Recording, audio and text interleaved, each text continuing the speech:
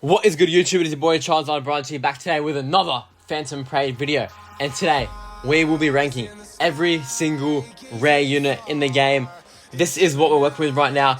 There haven't been any more rare units added since launch. So yeah, like it's a pretty small roster.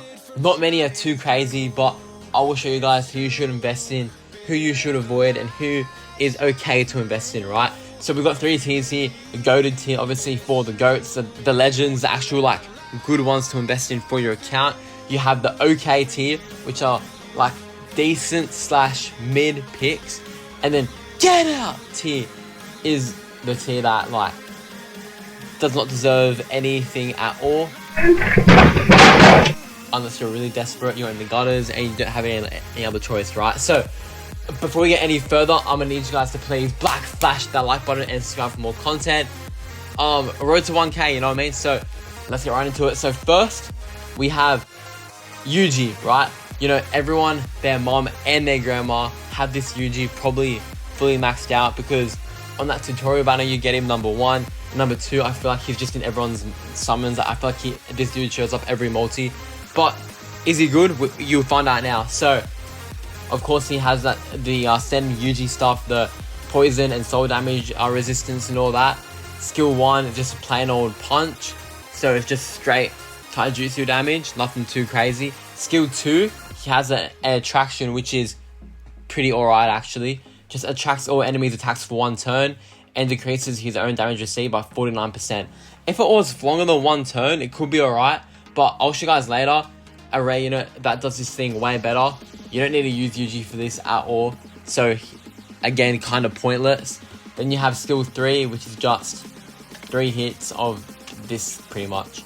And then here you've got his ultimate, which is just another big damage attack, right? So there's nothing really going on with this Yuji. You don't need to use him for anything at all really, because unless you're missing like the SR Yuji and you need him for like the tower mission or something, there's no place for this dude ever really. So with that, unfortunately, my boy is going on the get out tier. So next, we have my boy Megumi, right? Bro, first of all, this artwork, I love it. I don't know why, I think it's really cool, but anyway, the artwork unfortunately does not make the unit good. So he has no characteristic, no black flash, which is but skill 1 is just some melee damage, and then he can summon his dogs and all that. So if his dogs are active, it like buffs him a little bit, and then it also just increases his damage dealt because there's more like entities, you know what I mean, to hit the enemy, right? So he summons dogs and Nue. Oh well, Nue is just his ult, so not really. But skill 2 is his Toad. It's just range damage and S stun, which could be useful, but for 30 curse energy, I'm sure you can find cheaper stuns out there. Then skill 3 is Divine Dogs, which summons his dogs and just changes the skill 1 effects, right? And then we've got his ult, which is 10 shadows, which summons Nue, and yeah, it deals damage and is a stun. So not like, again, nothing too crazy this Megumi. He's just a standard character that if you're in the gutter and you have nothing else, then you'd use him. Otherwise, not really much of a point, right? So again, he is going in the get out tier. My boy, I'm sorry, at least your domain counterpart is so good. But anyway, we have Nobara next. So this Nobara could actually be kind of useful to me, because even though I'm not near the tower level right now, I think like in my video, I think I said level 31 or something like that. I forgot. You guys can check out that video. I'll put a card to it, but it should be useful in the mission, because I own Nobara, and to get the secret stage, you need to be at that stage with Nobara, right? So anyway, that's irrelevant. This Nobara, again, it's just a dumbed down version of an SSR counterpart pretty much. So her skill 1 is just melee damage, nothing too crazy. Skill 2 is range damage, which hits 3 times, and then it also increases the enemy's nail count.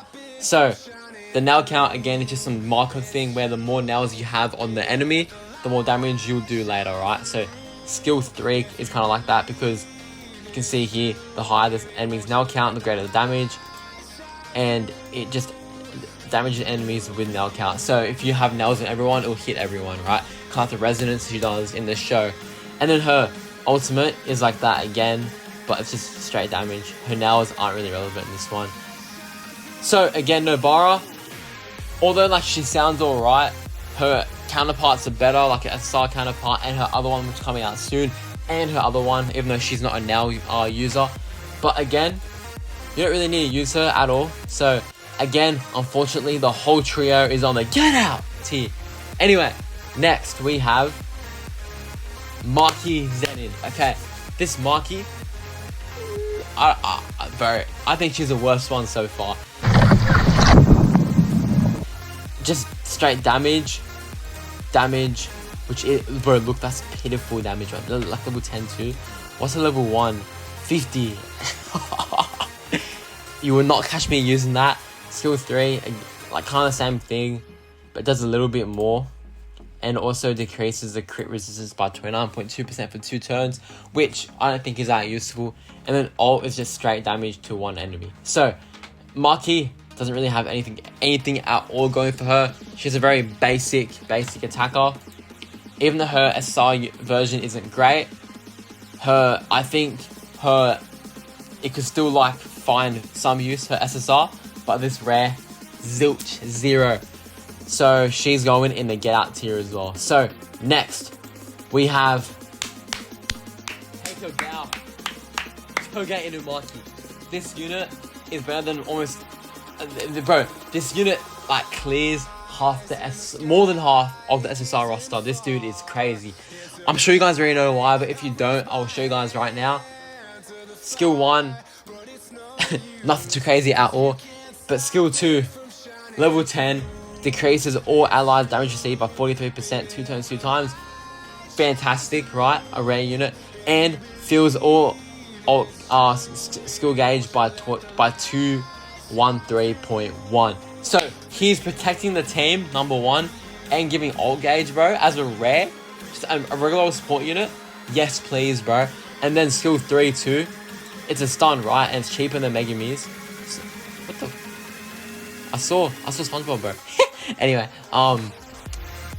we got bro, that's full distracting me. Anyway, we've got the stun, which is always good, and then the ult, which is nothing too crazy. But yeah, bro, these 2 skills alone, more so this one, but these 2 skills alone shoot up his value so much. Inumaki's, bro, like for showcases and just like supporting nukers and that, he is a GOAT support, bro. And not just a GOAT support, but a GOAT rare unit as well, bro. Wow. Alright, so anyway, next, with Rindo, I don't know why her wiki page was not working, but I can assure you guys, she's not good. Don't even worry about her. Don't even like look at her. Don't worry about it. Alright, so next we have my boy Kaito. People may argue that the SR version is better. I beg to differ. I think well, actually, I don't think many people would argue that, honestly, but shush. The rare version, bro, curse energy battery. So skill 1, nothing too crazy. Skill 2, although it's okay, it's a one-time damage received thing, which is okay. Again, just a bit of protection. But skill 3 is where he shines, because at level 10 he recovers all allies curse energy by 19 every turn for 2 turns. What? Bro, that means you can pop skill 3s with everyone pretty much whenever you want. Why would you not use this, bro? Bro, in like the showcases and that, he's amazing. And then his ult too just increases all allies Jujutsu damage by 128.7% for 3 turns 1 time. I wish it was more times, but hey, it's a rare unit, right? But either way, it's still really good for this skill alone. Just constant curse energy, because not many units give curse energy, right? Like probably a few memories, but they're probably just one-time ones. But Kaito gives it constantly, which makes him really good. So he is on the goated tier. We got 2 goats. Remember that, 2 goats. So next we have Panda. Panda, low-key underrated, bro. I'll show you guys why. He does Yuji's role, but better. So skill 1, just normal damage, nothing crazy. But skill 2 and skill 3 together, even though the curse energy cost is really big, if you can pull it off, it's actually really good, because skill 2 for 3 turns, not any of that time crap, just straight 3 turns, right? He decreases his own damage received by 39.4%. And then, if you can pop skill 3 as well, he attracts all enemies' attacks and increases his own damage received by an extra 49%. So he's got almost it's not quite 100, but almost 100% damage taken received decreased, right? So he can be like an ultimate tank for like at least a turn, for like a stall turn where the enemies are ulting or something like that. He just really, I wouldn't say he's really useful to have because there's not many things where you'd actually need to use him, but he's there as an option, which alone is good enough. And his ult is just some 6 hits of melee damage. So for that, because of his versatility, even though you might not be using him too often, I'm putting him in the OK tier. So last but not least, we have my boy Kiyotaka Ichichi, right? This dude in the show, I wouldn't call him a bum, but he didn't do anything. But he's Gojo's mate and he lived. So that's good enough, right? But he's a pretty solid support too. Even though skill 1 is just melee damage, nothing too crazy. Skill 2, he increases all allies' taijutsu damage by 38.7% for 2 turns. Again, none of that time stuff, just straight 2 turns, which is really good. And then skill 3 as well, he decreases all allies' damage received by 26.4% for 2 turns. Again, which is really good. And then his ultimate, I won't make any more mistakes, fills everyone's ult gauge at level 10 by almost 400%. So, bro, low-key, this dude's underrated too. I wouldn't pick him over like Inumaki or Kaito, but again, he's an option, and he's for sure beats out all these guys at the bottom right. So he goes, I think he could edge goated, but I want to call my boy the GOAT. I'd put him okay, so he's okay. So, yeah guys, that's the tier list. I didn't want to spend too much time on the rares, because I don't think people are too interested in the rares. But it's right here. Inumaki and Kaito, the GOATs.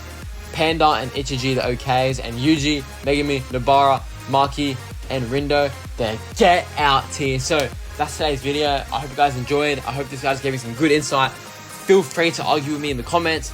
I don't think you can really argue this list though. It feels pretty universal. Again, please black flash that like button and sub for more content. And yeah, that's it. More tier lists coming out soon. See you guys later. Peace.